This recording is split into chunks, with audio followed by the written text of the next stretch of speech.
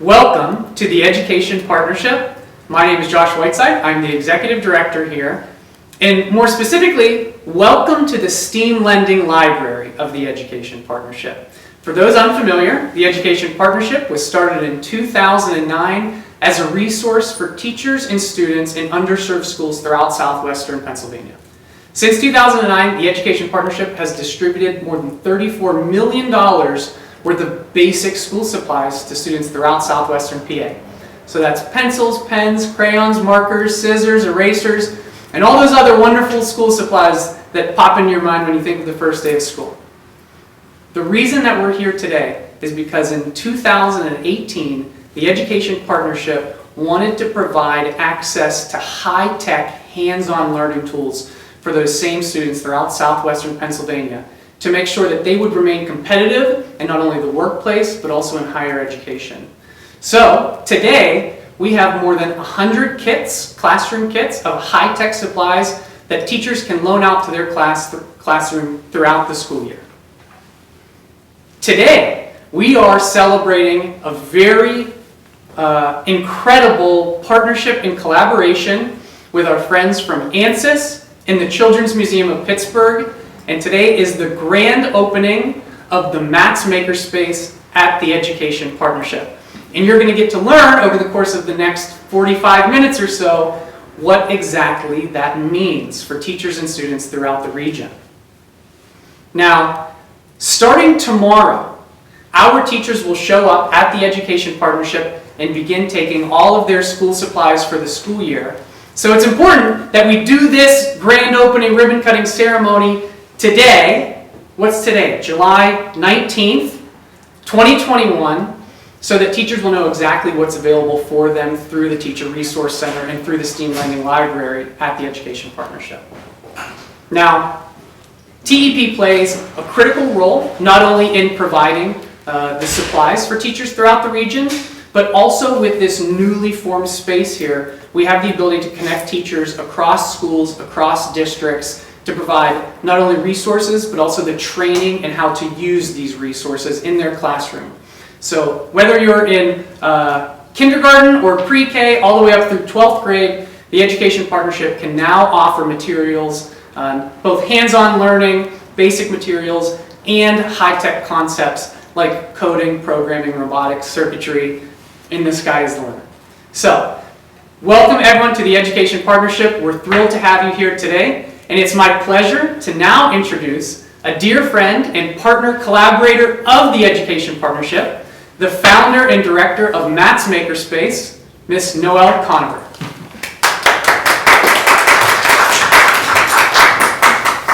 Thanks, Josh.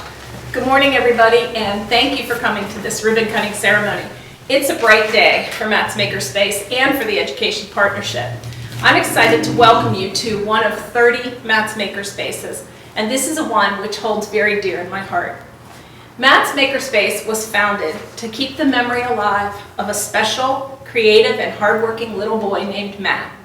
He was our 12-year-old son who died after battling cancer for 9 months and was inspired to make big dreams.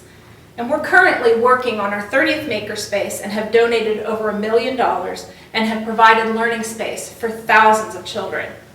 We began 4 short years ago putting makerspaces into schools, libraries, community centers, and hospitals.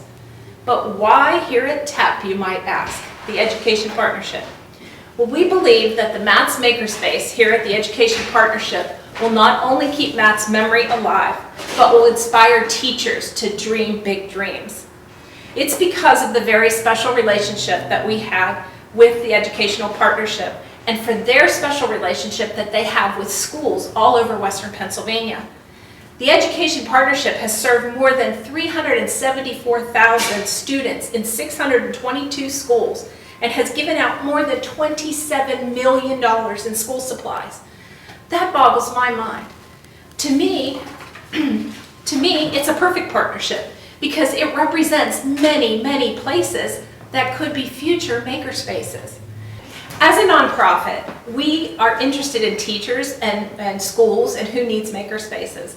Well, as you might imagine, the Educational Partnership is already going out and finding that need. So it's a perfect pairing. The Education Partnership Matt's Makerspace by ANSYS is a collaboration between Matt's Makerspace and ANSYS to provide a makerspace that can demonstrate to teachers the type of STEAM equipment and possibilities that they can use in their classrooms. Our partnership at ANSYS began at this space, and we continue to grow it to future spaces to come. We believe this is an excellent partnership because the kids in makerspaces today represent the workers at ANSYS tomorrow. And as a software development company, they're demonstrating their confidence that makerspaces will train thinkers, creators, and engineers of tomorrow. I can't wait to see the generation of kids today and what they can accomplish in companies like ANSYS tomorrow. So thank you to Renee Schaefer and all the folks at ANSYS for daring to dream with us. We're also delighted to partner with the Children's Museum of Pittsburgh on all of our makerspaces. They are leaders in the design of makerspaces, and their creativity and knowledge are key in all of our locations. It's our hope that all of the teachers and schools in the Education Partnership will benefit from the use of this Matt's Makerspace. And it's our hope that they will see the possibilities and it'll inspire them to dream big at their schools. Thank you to all of our partners today for helping us realize our dreams and for spreading Matt's kindness and love for learning far beyond our wildest dreams. And now I'd like to introduce Renee Schaefer from ANSYS, who will tell you a little bit about that partnership. Thank you.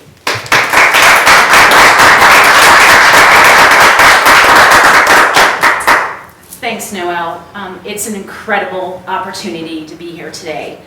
I've had the pleasure of handling ANSYS's charity program for the last 5 years, and also the privilege of working with the Education Partnership and Matt's Makerspace on a variety of projects. Noelle already said this, but both of these organizations are near and dear to my heart. For those of you that don't know what ANSYS is an engineering software company. This means that we help our customers build their products. From household appliances to cars to mobile devices, ANSYS helps customers engineer and test their products completely digitally. Thousands and thousands of products around the world are built with our simulation technology. Last year, ANSYS turned 50. And let me tell you, it's been a spectacular journey. While we are incredibly proud of our history and products, we are also dedicated to improving the communities where we live and work. And this is one of the reasons why we are here today.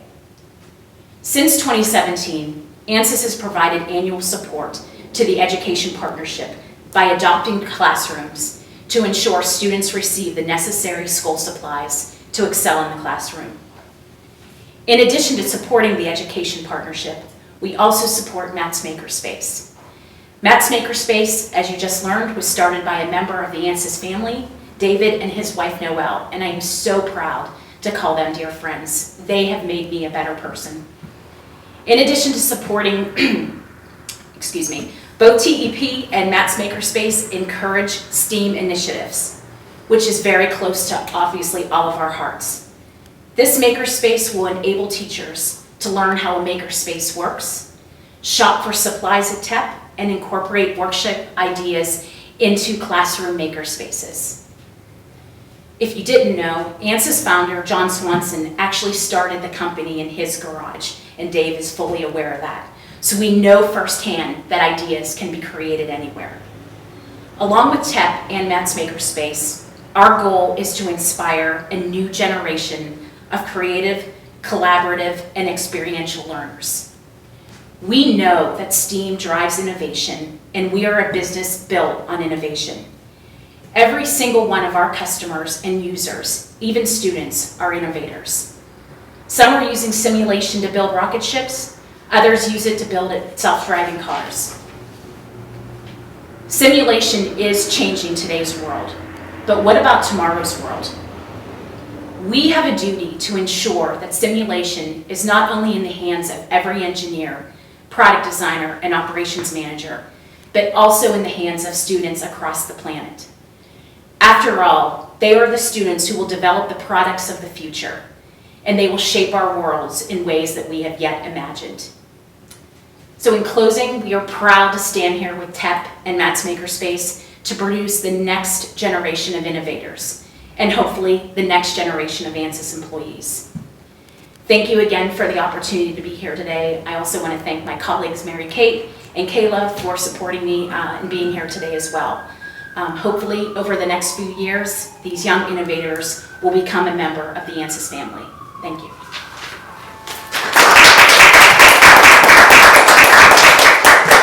Now I would like to turn it back over to Josh for the grand tour. Thanks for the Passover, Renee. Now we want to showcase 3 of the technologies that we have available for students and teachers through the STEAM Lending Library. It's my pleasure to introduce the STEAM Program Coordinator at the Education Partnership, James Jenkins. James, thank you for being with us here today to showcase some of our technologies. And first up, we have our B-Bots. Can you tell us a little bit about the B-Bots, what grades they're used for and what they're used to teach? Well, the B-Bots are that pre-K to K through 2 or 3 age level, and an introductory to programming. So they have the programmable interface that's nice to touch. You're basically just turning the unit on. They're fun, they're interactive, they're engaging. And so their constraint might be, well, follow a straight line, go a certain distance, don't go off the table. And there's directional arrows, there's pausing, there's turning. So just some simple things that when they program that to go, now you might say, well, is that going to go off the table? Oh no. Or is it going to follow that maze that they developed? So it's a nice introductory to programming. And a great technology, and they're very well received in the classroom. I've seen teachers do some fun activities where they'll set up courses on the ground with tape, and they ask their students, okay, how can we program Mr. B-Bot, Mrs. B-Bot, to get through the maze without falling off the cliff or going over any lines? And I think that's one really fun way of engaging our youngest learners in really thinking about automation and programming. And they're even simple enough that somebody like me can use them too. Yes. If we wanted to set up a dance here. Right, forward, left, back.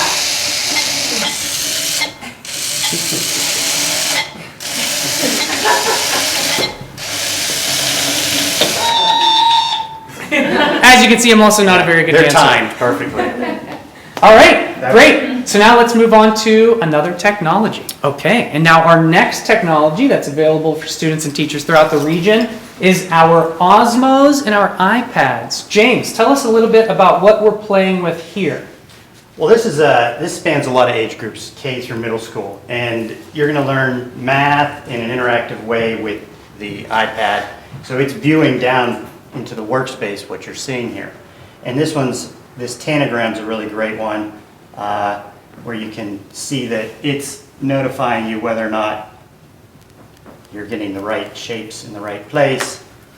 And that's a really nice, easy entry into learning your spatial recognition with the geometry. This one is math skills, your basic. You've got 6 on the screen there. If you take away that 5, it goes down to 1, and then it interactively plays that game. So these are got various tools and various chips that you can play with those. Very neat. And you said this is all the way pre-K through middle school? There's different Pre-K applications through for middle it? school, and because there's all different levels that you can set. So if you were to go to a higher level Tanagram, you could get the one that doesn't show you which shape you're supposed to be picking.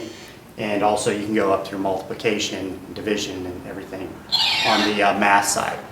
So probably like K through 6. Very, very cool. Very cool. And the iPads come complete with the kit as well. Right, so with the chargers, and they all come in a kit. And so they're in a bin, and the teachers come in, they pick up their kit, take it to their classroom, and then return. Wonderful. Thanks for the walkthrough of the Osmo kit, James. You're welcome. Okay, and now for our final technology we want to showcase arguably the one I have the most fun with, is our Sphero kit at the Education Partnership. James, tell us a little bit about what we're playing with here. This is the introductory robotics kit. So you have a three-dimensional ball that can roll around. It even comes with, in case your surface is a little slick, you get the tires that you can put on it. And so this comes with your iPads, and through the control of the iPad, you can run it through mazes, and you can do various programming of that robotic kit. So these come with the base charger and the case. And so you get a full classroom set of those and a full classroom set of the iPad controllers with the software installed.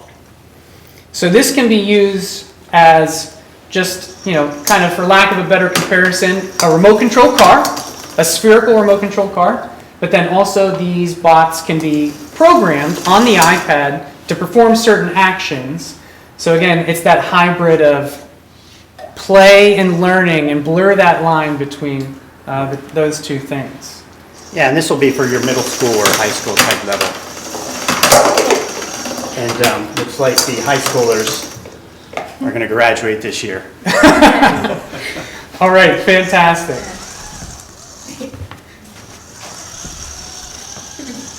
Oh boy. Oh no, we're off course. And we've lost the Spheros. Thank you, James, for that walkthrough. Very welcome, thank you. Next up in our tour of the mezzanine level of the Education Partnership, we've got the Matt's Makerspace portion of the room, the reason that we're here today.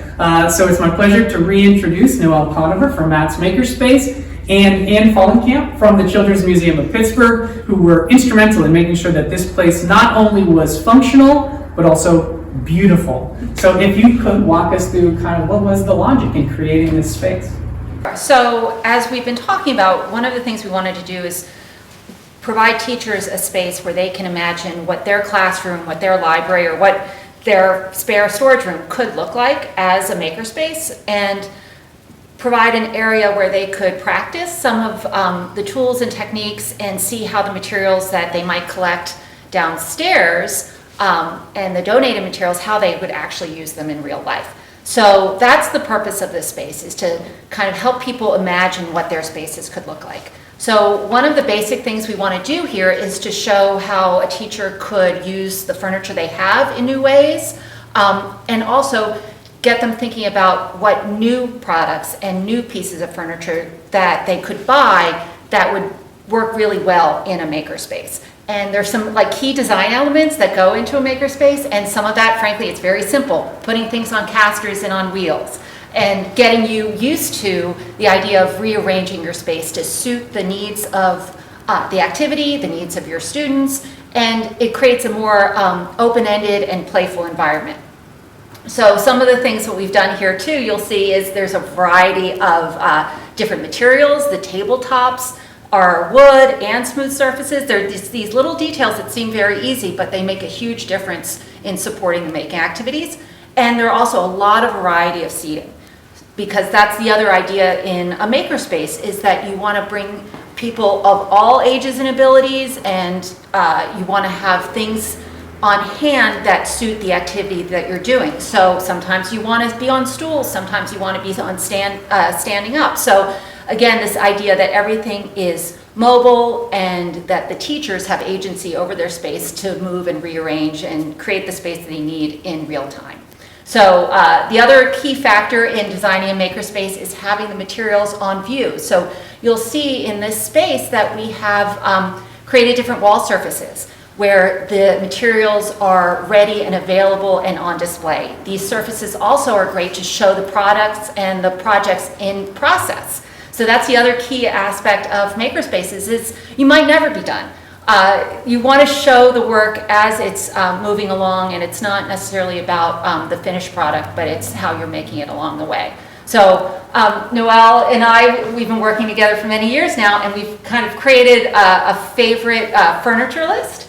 And Noelle is standing in front of one of our key favorite elements, and this is a roto bin. So Noelle, tell us why this is your favorite thing. So this is something that is key to a Matt's Makerspace, and Anne introduced me to it. Some of you that may have ever been in an auto parts shop may recognize it, or in an industrial shop. It's called a roto bin, and roto because it moves around in a circle. But this is one of the favorite pieces of furniture in a makerspace for not only the teachers, but the students. For the teachers, one of the things Anne described is storage is such a key in a makerspace. Whether it's cabinetry, whether it's shelving, but in this case, you can put a lot of different things for the makerspace in this roto bin, but teachers like it because it's still organized. It's not a big pile of stuff in the corner. Kids like it because, well, especially, you know, it's at their level, right? Maybe not this one, but right here. And they can go through it and they can find the things that they want to use. And I've actually witnessed this in many of our makerspaces, is kids swarming at the roto bin, pulling out things that they want to use for their makerspace. So we really think this is key, and you'll find that in our makerspaces. The other thing that's key is the pegboards. So Anne was mentioning surfaces. One of the things you'll find in all of our spaces, and Anne introduced us to this, is just common pegboard.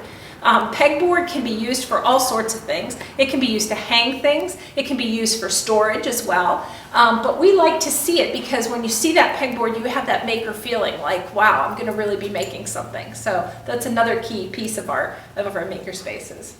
Yeah, and then if we look over here, we see some of these workshop style tables with this beautiful wood top, and then you see storage underneath. And these chairs and these tables and stools, they were all generously donated to this Matt's Makerspace by Bulldog Office Systems and Han Furniture. And it was great to work with them because we were able to talk through what was really needed in this space. Again, looking at fixtures with casters to make it really easy for teachers and even the kids to rearrange the rooms like they wanted. And again, Han had this great selection of variety of furniture, so it was really key to have a great partner. And so when teachers come here too, they often get catalogs and begin to get the idea of how they can select furniture that'll suit their needs too. So one of the things Anne mentioned earlier was the use of wall space in creative ways. And the Lego walls are one way to do that. Kids are attracted to Legos in Makerspace. Part of the reason why we do Matt's Makerspace is that Matt was a Lego kid. He was the kind of kid that you would give him a Lego kit, he'd never build what was on the front of it. He built what was in his mind. And so, and isn't that a great, the beginnings of a great engineer who can see these kinds of things and build them. But these Lego walls encourage the kids to be able to build them on the wall, and the teachers love them because it keeps them nice and organized. You can see we made the ANSYS logo here. We have these walls at Children's Hospital, and the kids are always attracted to them. So we think they're a very important part of Makerspace. So a key part of a good makerspace is storage. You're going to end up with a lot of stuff, and you'll have to put some away, but then you'll want to have some out and available. So there are two kinds of storage. We have the open storage that Renee described in something like the roto bin, and then we have our magnetic metal pegboards too, where you can put baskets and have the materials that you're using right now available. But the other kind of key surprise element is our clear storage bins. It's so funny how simple this is, but just having, being able to see the materials that are in the boxes, it really helps teachers, frankly, know what is available, and then it can be an inspiration for students who might not know what they want to make, and they can see the materials. And it goes to this idea of being inspired by everything in the room. You might not know what you want to make or what you need, but if you can have as much visible and available as possible, it just adds to the creativity and the opportunities. The other kind of key secret element of a makerspace is really just using what you have. And we have this great example here is these beautiful tables that were repurposed from a grocery store. They were produce stands, and they were here at TEP.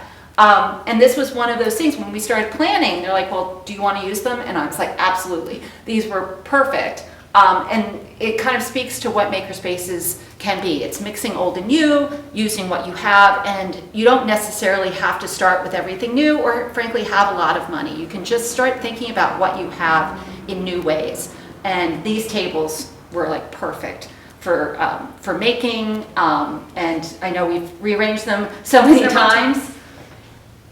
It also speaks to reuse to teachers. So one of the things we want to make sure is when teachers come to the Education Partnership, they're shopping downstairs and there's all sorts of things in bins.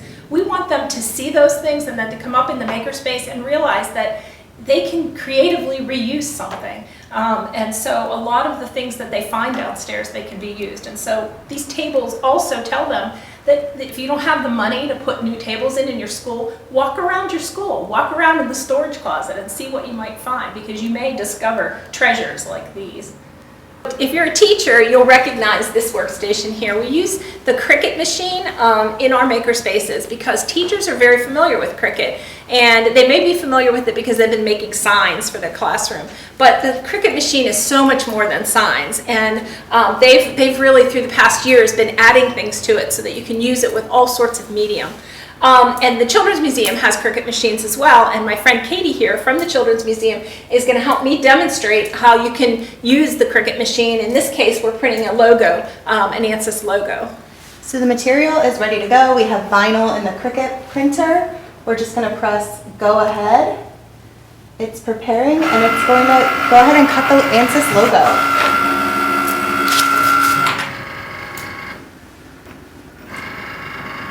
So currently we're using vinyl, but you can use cloth, you can use plastic, and this is where Cricut has just really come a long way with making supplies. So this is just plastic that you can cut and make templates and all sorts of things that kids can then color. The biggest use of Cricuts in our makerspaces in the middle schools is that they make t-shirts. They use iron-on material, and then they make the t-shirts, and they actually sell the t-shirts in their shops. So they're very excited about doing that. And this is a Cricut ironing machine, which actually allows them to iron the things onto the t-shirts. So it's done. It was that quick. We'll peel the vinyl off. We'll pick off the extra pieces that are on here, and then we can apply it to a surface. So that's the Cricut machine, and over here we kind of call this our more low-tech making.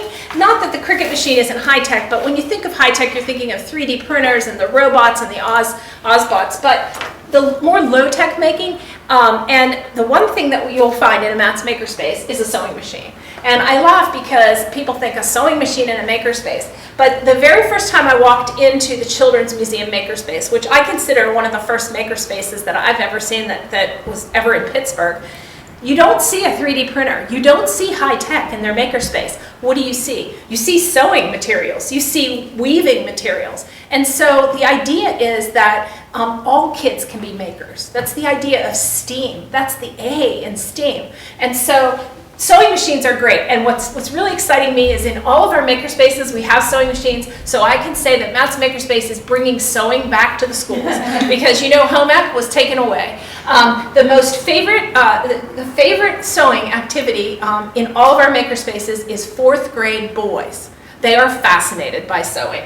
And so our sewing machines are there. They're making things like lumbar pillows for the teachers. They're making things and selling them in the stores. And so sewing is really key. We're also bringing back stitching. At the Children's Museum, they teach children all the different stitches. Think about it. Our grandmothers who knew how to do embroidery. Now the children of tomorrow are going to know how to do it as well.